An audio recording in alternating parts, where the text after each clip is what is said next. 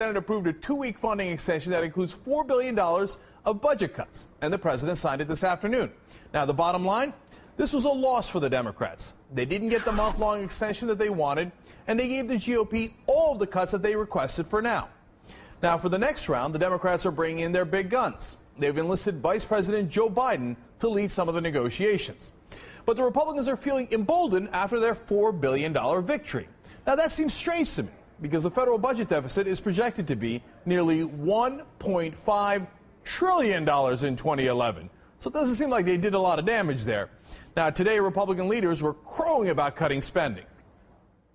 I would only add that even though it was only a 2-week bill and a $4 billion reduction in spending, it is the first time I can recall in the time that I've been here, our actually cutting spending on an appropriation bill. Our team wants to cut spending in a real way, and it's time to get to work. You know, if you give Congress 4 weeks, guess what? They'll take 4 weeks. You give them 6 weeks, they'll take 6 weeks. We've got 2 weeks. Let's get the job done. Now, I guess they're bragging because they got the Democrats to do what they wanted for these next 2 weeks. But what I find interesting about that bragging is, look, 231 House Republicans voted yesterday for a bill to cut $4 billion from the federal budget, right? But before that vote, there was this vote to end oil subsidies. Now, voting for this bill, according to Congressman Markey's office, would have saved $30 billion over the next decade. Republican votes in favor? 0. That's right. Nada. Not one individual. So in the hot pursuit of $4 billion in spending cuts, the Republicans voted to keep $30 billion in big oil subsidies. Now, this is part of why I think there's very little intellectual honesty on the Republican side. Now, most Republicans are just carrying out marching orders from their corporate donors while they pretend to be in favor of small government principles. Now, with the exception of perhaps one Republican, and that is specifically my next guest. Joining me now is the Republican congressman from Texas and former and perhaps future presidential candidate Ron Paul. Congressman Paul, now, I think a lot of the guys on your side, to be honest with you, take money from corporate donors, as I said. You seem to have some principles that you get a lot of respect for that, whether it's in the conservative community or it's in the online community. But today or yesterday, you voted for those oil subsidies as well, $30 billion. Why'd you do that? Well, how do you define a subsidy? See, I don't consider any tax break as a subsidy. That was not a spending bill. That was not a grant. So if they get benefits, I never vote to increase any taxes. I vote to always give tax credits, and I always cut spending. I've never voted for a real spending bill. So I don't think that is in the category of what I would consider a spending bill. Oh, that's interesting. What do you think should be the proper income tax rate? Well, the best would be 0. I mean, we lived most of our history with 0 income tax, but you'd have to have a proper sized government. You'd have to have a proper role for government. You can't be the policeman of the world and not have an income tax. So I would not have all my troops around the world. I'd bring the troops home, and I wouldn't have a military-industrial complex that demands so much, but I wouldn't have a welfare state either. And under those conditions, you don't need an income tax. And I think that's the way it should be. You got to raise money somehow, right? I mean, so how would you raise money if you had 0% income tax? Well, how did they raise it before 1913? You know, they had excise taxes and some import taxes, but it wasn't a matter of how you raised the money. It was who was demanding the money. But there's an endless demand when you concede so much to the military-industrial complex and a militaristic foreign policy, and you say that you have to redistribute wealth from cradle to grave and take care of people. I think when people take money from you and give it to somebody else, that's equivalent to stealing from you. I don't want to take any of your money.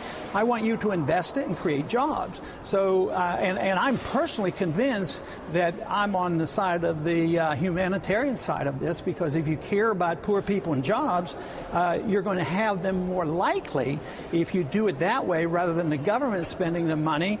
Because just look at where we've been with all this spending and printing of money and bailing out. Who gets all the benefits when you run a system like that where you're pretending to redistribute wealth? You serve the special interests and the powerful corporations. Then when you get into trouble, who gets bailed out? They get bailed out. Wall Street's and the banks get bailed out. And who gets stuck? It's the taxpayers. That's why you need income tax, so you take care of the wealthy. So now, look, Congressman, we disagree on that, of course. I mean, it's not 1913. I believe we need a little bit more money than you say. But it is an interesting point about defense. Now, if you do non-defense discretionary spending cuts, in fact, if you brought that to zero, you cut everything outside of defense and entitlements, that'd only be $610 billion. You still have a gigantic deficit. So is your proposal the counter to the Republicans, the rest of the Republicans, in saying we must cut defense, and perhaps fairly drastically? Well, I use a different term. I don't want to cut defense, but I distinguish military spending different from defense spending. You think if we send troops into Libya next week or this week, that's serving our national defense? No, it's going to cost a lot of money, but it won't serve our defense. It's just military spending. So I want to cut military spending, not defense spending, but you could do that with maybe a third of the military budget. You could cut hundreds of billions of dollars from that, and it wouldn't hurt us. But that still wouldn't be enough. I mean, you have to get rid of this redistributive mentality that is right and proper and moral to take from some and give to others. Because when you endorse that system, always intended to help the poor, you help those who distribute the wealth and who are on the gravy train. So the corporations benefit, the people get the crumbs. So look who lost their houses and lost the jobs. We were propping up housing for everybody and give it a gift, low interest loans and all this. It intended to help the poor people have houses. But there were a lot of big companies and mortgage companies made a lot of money, and the builders made money on the way up. They get into trouble with over speculation. We bail them out. We cause a recession, and the poor people lose their jobs and they lose their houses. I cannot see how anybody could endorse that system. Congressman Paul, you know, a lot of people, of course, do want to spend a lot on defense, namely the Republican Party, certainly some portion of the Democratic Party as well. Whenever you go to cut there, they fearmonger, they scaremonger. So why do you think they're doing it? Is it the money that they're getting from defense contractors? Well, you have to ask both parties that. You know, the Democrats were supposed to cut back on that too. But no, I think the war profiteers have a lot of influence. I think that if you vote against military spending, the Democrats especially get trapped into it. They finally get in and they take a more non-interventionist policy. Then they get in and they say, oh, we can't look weak on defense, we got to spend. But they also really endorse the policy. See, Republicans and Democrats aren't much different. They believe in the Federal Reserve paper money system. They believe in the welfare system. They believe in the warfare system. They believe in international intervention and running the world. And they also believe in intrusion into our privacy. So I don't see any difference between the leadership of the two parties. Maybe the rhetoric on the Republican side is a little bit better about, yes, less taxes and less spending, but just think, when we had 8 years of a chance to do something, Republicans really didn't cut, you know. Right, and by the way, kept spending. they were also much more in favor of defense spending. I mean, you can say the Democrats are a little guilty of that, but certainly Republicans have been pushing for that for decades. But you mentioned the Federal Reserve there. I know one of your biggest legislative accomplishments was with Congressman Alan Grayson in auditing the Fed, and that was very good. But I'm curious about what you think about credit, because you and I have had this discussion before, and I'm not sure a lot of people know this. What do you think should be the credit policy of the United States? Should you be able to borrow money to buy a house, a car, et cetera? Oh, sure. In a free market, you can do that. But the market generates the credit. You know, if I had an automobile and you and I had a transaction and I want $10,000, I can extend you credit, and all of a sudden there's $10,000 worth of credit. Or an automobile company could do that, or a bank could do that. But the credit really is backed up by savings. The crime that is being committed today is that the credit comes out of thin air. In the old days, what you had to do is you had to put the money in this, and you had to work. You had to live, you had to save, you put your money in the bank, and then they loan it out for you. Today, or for the couple decades, there's been essentially no savings, and the Fed says, well, interest rates are awfully low, but there's no savings. What we're going to do is just give more credit. And it's a false signal. It caused all kinds of malinvestment and all this debt accumulation. So artificial credit by the Fed is wrong. It is an immoral, illegal act, really. Let me follow up on that real quick, though. What if a kid that's in your district, a poor kid in Texas, got good grades, wants to go to school, doesn't have the money for it because he's poor? Do you think he should be able to, the government should give him a helping hand and give him an opportunity? No. Or should he be able to get a loan? Or that's it, tough luck, you're poor, you don't get an education? Well, no, I mean, you're the government, it's your money. I don't have a right to come to you and say, my poor kid in Texas needs an education. I come to you and knock on the door and say, give me $500, but we send the IRS agent and then it's okay. So no, I have no right to take money from you, and nobody has a right to somebody else's wealth. You have a right to your life and you have a right to your property, but you don't have an education isn't a right. Medical care is not a right. Education, these are things that you have to earn. Now, you might ask, well, what kind of a system would that be? Well, I grew up with that system, but prices were different. There was no inflation. My tuition was $350 a semester. I had jobs in the summertime. I could earn it. When I went to medical school, there were loans available if I'd have needed them, but it was a completely different world. Today, but there were loans. There were loans. Did you take advantage of those loans? It was through the school. The school made the loans, but no government loans. There were no government loans. But you're okay with the school giving loans then?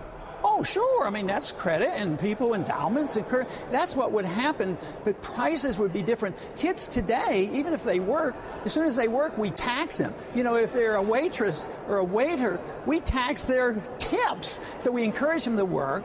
Then they don't have enough money. The prices go up on the tuition, and then we give them grants, and then they get out of college and they owe $200,000. It makes no sense whatsoever. All right, I don't know how anybody can justify it. Congressman, you know, I know you're big online, so we asked our Facebook audience, we have one on TYT Nation, a question for you. Brian Carter wrote in, ask him if he really does support Walker's efforts to destroy unions, because we got a lot of questions on this, and I wanted to ask you about that. Where do you stand on Governor Walker's attempts to go after unions? It's a loaded question, because I can answer for myself. I do not want to destroy unions, but I don't want to give them artificial power. I want to give the corporations no artificial power, and I don't want to give unions. Why is collective bargaining artificial power?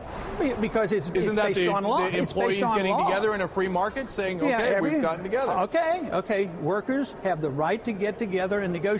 But just as you and I on a voluntary transaction or the actions between two people for social reasons has to be voluntary. Economic transactions have to be the same way. So workers who can voluntarily get together and negotiate, they can negotiate, but they can't force their will by law, and that's what the government has done. They have given them No, they're saying power. by law you are not allowed to collectively negotiate, which doesn't make sense if you believe in the free market. Well, I'm talking about my position. Okay. So then you don't agree My with position Governor is you Walker. can voluntarily organize and negotiate, but you can't. Nobody has any force. See, the Libertarian belief is that you can't use force on people. So then you don't agree with Governor Walker, because by law he's saying you cannot collectively bargain. Well, you have to have voluntary. It has to be voluntary on both sides. Okay, so we're getting one last thing now. Look, you've finished first in CPAC. You finished first in all these different polls. Obviously, that puts you in a position where you might run for president. Sarah Palin says that she won't run for president if there's a candidate in the race who speaks for her. Do you think you could adequately speak for her? Oh, I doubt it. I think we have some disagreements, so I don't think I would be able to do that. I mean, I would appeal to the people who like her and support her and try to convince them that what I believe in and my interpretation of the Constitution is, very strictly limiting government and non-interventionist foreign policy. Yes, I would work real hard to appeal to her supporters, but I don't think you could translate that into saying that somehow or another I'd be speaking, for her. I mean, that would be a little bit of a stretch. I think so, too. So are you running? We're losing you. Are you running? Are you running for president, Congressman Paul? Oh, hold on. This is great. Go ahead. Congressman Paul, last question for you. Are you running for president? I haven't decided, and it'll be a little while before I do that. A lot of, especially the young people, the next generation that realizes what we're getting into and what burden they're bearing, they're anxious for me to do it. I think it's a worthwhile thing to do, but I'm a bit away from making that decision because it is a very tedious job to run. All right, Congressman Ron Paul of Texas, thank you for your time tonight.